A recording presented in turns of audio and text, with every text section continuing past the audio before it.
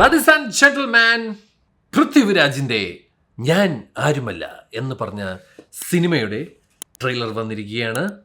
Yes, I nobody. ഞാനെന്ന nobody. നോബഡിയുടെ Malayalam എന്തിന്? ഞാൻ ആരുമില്ലെന്നല്ലേ?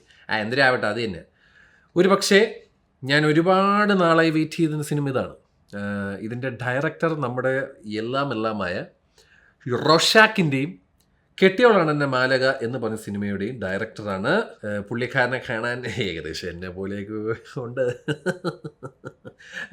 എനിക്ക് അങ്ങനെ തോന്നിയിട്ടുണ്ട് കേട്ടോ. നിഷാം ബഷീറിൻ്റെ സിനിമയാണ്. ഇതിൻ്റെ ടീസർ ഞാൻ കണ്ടിട്ടുണ്ടായിരുന്നു. It was very interesting. So I was like ഇത് പൃഥ്വിരാജ് തന്നെയാണ് ഇത് സിനിമ പ്രൊഡ്യൂസ് ചെയ്തിരിക്കുന്നത് അല്ലേ? ആണെന്ന് തോന്നുന്നത്. നോക്കാം. ജെക്സ് ബിജോയ് ആണ് മ്യൂസിക്. ഓൾറെഡി 1 മില്യൺ വ്യൂസായി.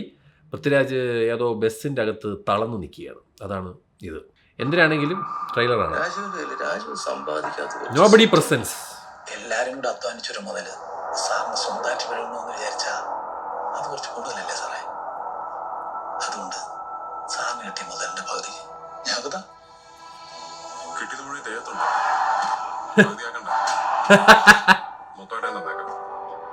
പൃഥ്വിരാജ് പ്രൊഡക്ഷൻസ്. യെസ്.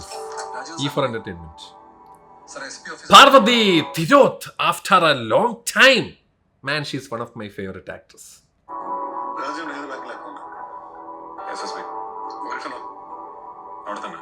പിന്നെ അതിനാ രാജീവ് എന്ന ICICI ബാങ്കിൽ പോയത്. ഈ പറഞ്ഞ രാജീവ് ഇത് ആദ്യമായിട്ടല്ല വാർത്ത. തെഫ്റ്റ് ആണ്. ഇതിന് മുന്നുള്ള സെക്യൂരിറ്റി മണി ഹൈസ്റ്റ് ആണോ? മണി ഹൈസ്റ്റ്. ലിഫ്റ്റിലിട്ട് തല്ലിയില്ലേ? താനിങ്ങനെ എന്നും ഓരോ കഷ്ടങ്ങൾ ഉണ്ടാക്കിയിട്ടാണ് ഞങ്ങൾ വളരെ പഴയ മധുബാലി.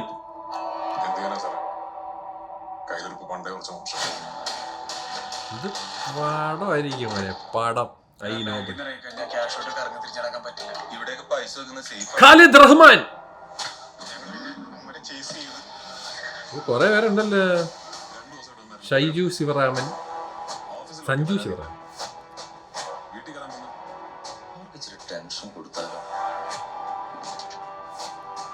എന്താ സാധനം? Edited by nobody. Edited by നോബഡിയാ?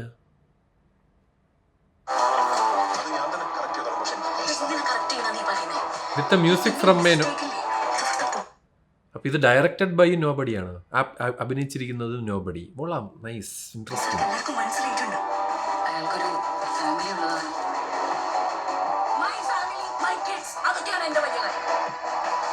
ഇത് പവർ പെർഫോമൻസ് ആണ് കേട്ടോ. ഇല്ല, because he is nobody. Sir, അതിനി എന്താണെങ്കിലും ഞങ്ങൾക്കൊന്നും അറിയില്ല.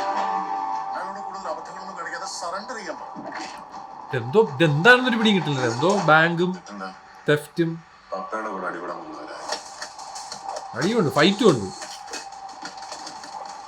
ഓ, under the direction of a nobody. ഭയങ്കര രസമുണ്ട് കേട്ടോ. കിടിലം. 9th July. എന്റെ അമ്മോ,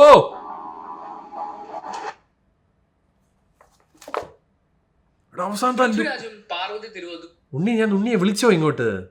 ഉണ്ണി, വാട്ടുണ്ണി. എടാ, ഇത് പീക്ക് സാധനം കേട്ടോ. കട്ട പെർഫോമൻസ് ഒക്കെ ആണെന്ന് തോന്നുന്നു. ഇത് എന്താണ് സാധനം എന്ന് അങ്ങോട്ട് മനസ്സിലാവണില്ല. But this looks fun.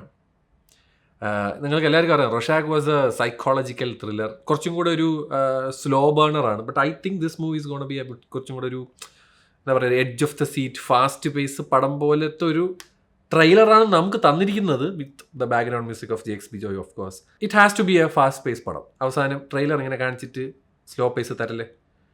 എന്തൊക്കെയോ ബാങ്ക് കൊള്ള, അതിൻ്റെ പരിപാടി, പുള്ളി എന്തോ കമത്തി.